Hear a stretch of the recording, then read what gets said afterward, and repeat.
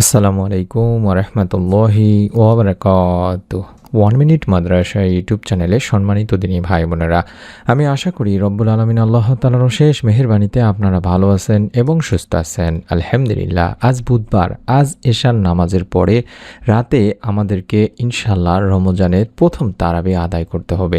এই 20 রাকাত তারাবির নামাজ পড়ার সবচেয়ে সহজ পদ্ধতিটি আমি আপনাদের সামনে তুলে ধরব এবং দোয়া মুনাজাত নিয়েও আলোচনা করব। বিশেষ করে মহিলা কিংবা পুরুষ যারা বাড়িতে নামাজ পড়বেন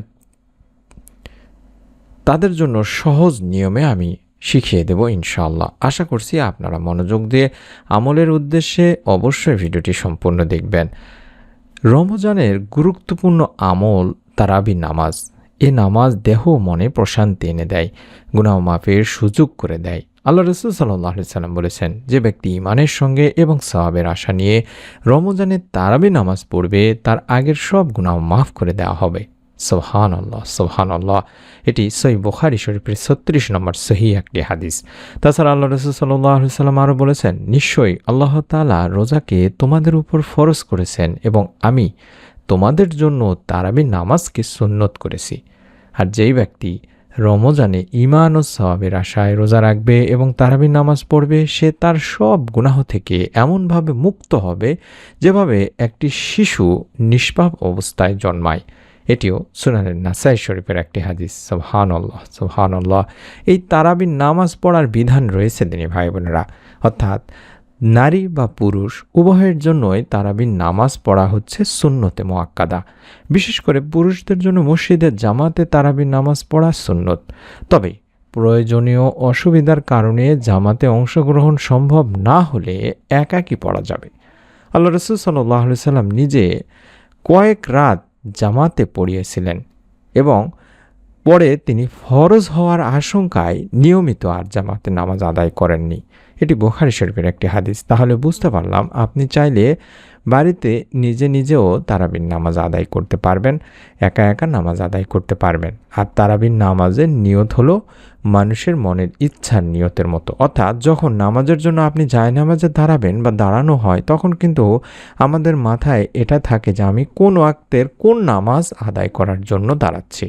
ঠিক সেরকম তারাবির নামাজেও যখন আমরা দাঁড়াই তখন আমাদের স্মরণে থাকে আমি তারাবির নামাজ আদায় করছি।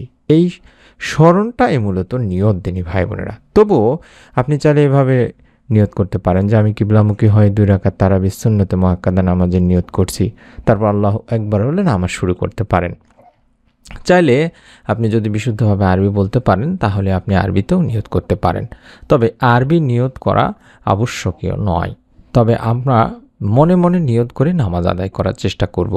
আর তারাবির নামাজের নিয়ম হচ্ছে যেটা বললাম, এশার নামাজের পর এবং বিতর নামাজের আগে তারাবির নামাজ পড়া হয়।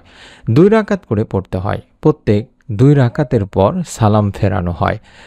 এভাবে 4 রাকাত আদায়ের পর একটু বিশ্রাম নিতে হয়। এই সময় তাসবিহ, তাহলিল, দোয়া, দরুদ ও জিকির আজকার পড়া উত্তম।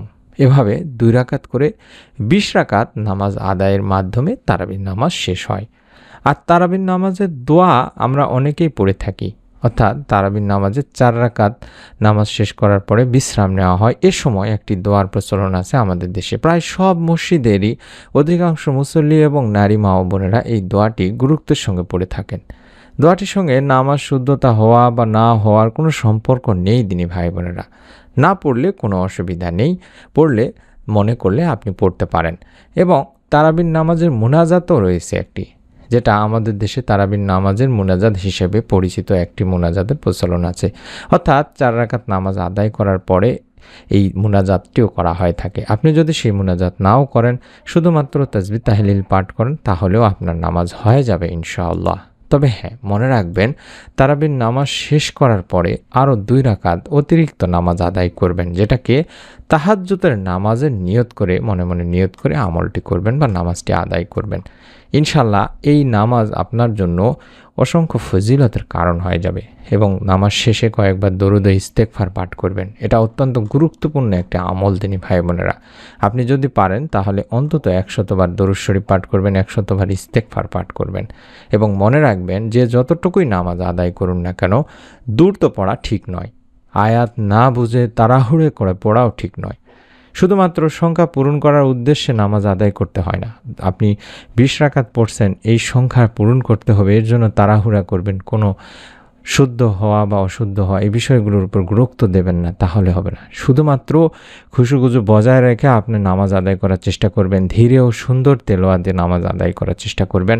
যতটুকুই আদায় করুন ততটুকু মনোযোগ দিয়ে আদায় করার চেষ্টা করবেন। শেষে আপনাদের জন্য দোয়া করি যে হে আল্লাহ, আমাদেরকে রমজানের তারাবির নামাজ সঠিকভাবে আদায় করার তৌফিক দিন, আমাদের পূর্বের গুনাহকে মাফ করে দিন, আমাদেরকে এই রমজান কবুল করুন, আমিন। নতুন আমলের ভিডিও আমরা যখনই দেব তখনই যেন পেয়ে যান। পবিত্র রমজান মাস নিয়ে নতুন নতুন ভিডিওগুলো আমরা তৈরি করছি ইনশাল্লাহ, সেই ভিডিওগুলো দেওয়া মাত্র যেন দেখতে পান, মোবাইলে পেয়ে যান। তার জন্য প্রত্যেকের কাছে অনুরোধ করব চ্যানেলটি সাবস্ক্রাইব করে বেল বাটনটি অন করে রাখার। সকলে ভালো থাকুন, সুস্থ থাকুন। মহান রব আল্লাহ তাআলা আমাদের সকলকে এই রমজানের পুরোপুরি হক আদায় করার তৌফিক দান করুন, আমিন। আসসালামু আলাইকুম ওয়া রাহমাতুল্লাহি ওয়া বারাকাতুহু।